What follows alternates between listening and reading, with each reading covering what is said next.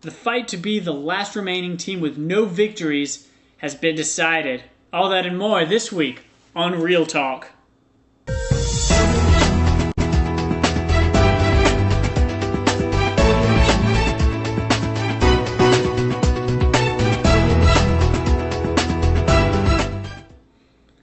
Welcome to Real Talk, the show where we analyze the standings of the Real League and make Daniel feel even worse for not winning a single game. I'm your host, Urt Lapcom.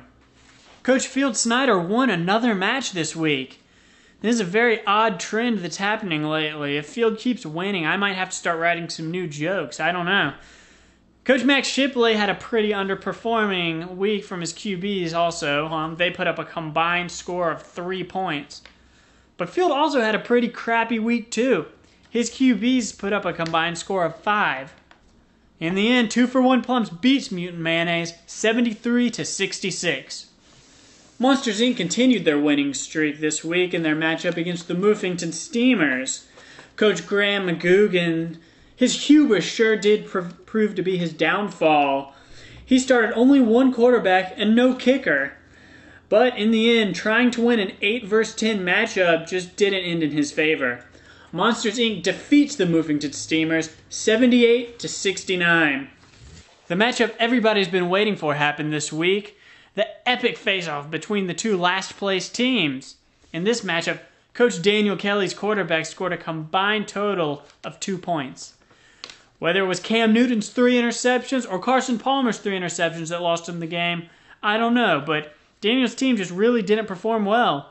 Teams that JJ What You Say, on the other hand, had 40 points from Tony Romo alone. But if it wasn't for Tony Romo, Coach Charlie Mugen most likely would have lost this matchup. But as it turned out, Vinegar Strokes loses to his That JJ What You Say 93-70. Coach Marco Flores added another L notch to his belt of defeat this week. The LA Golds had a pretty solid performance all around. 4 players scored double digits. Although Ashley Schaefer BMW had 3 players with double digits, the rest of his team underperformed almost across the board. Has this 2-time league champion lost his touch? Could those victories just have been a fluke since he did have the first overall draft pick both of the times that he won? I don't know. This analyst doesn't deal in rumors, just facts. And the fact is, the LA Golds defeated Ashley Schaefer BMW 81-74. The other 2-time champion of the league, Coach Alex Edelman, won his matchup this week. As usual, Drew Brees scored him a ton of points, and unfortunately for Coach Pearson Cunningham, one of his quarterbacks was on a bye.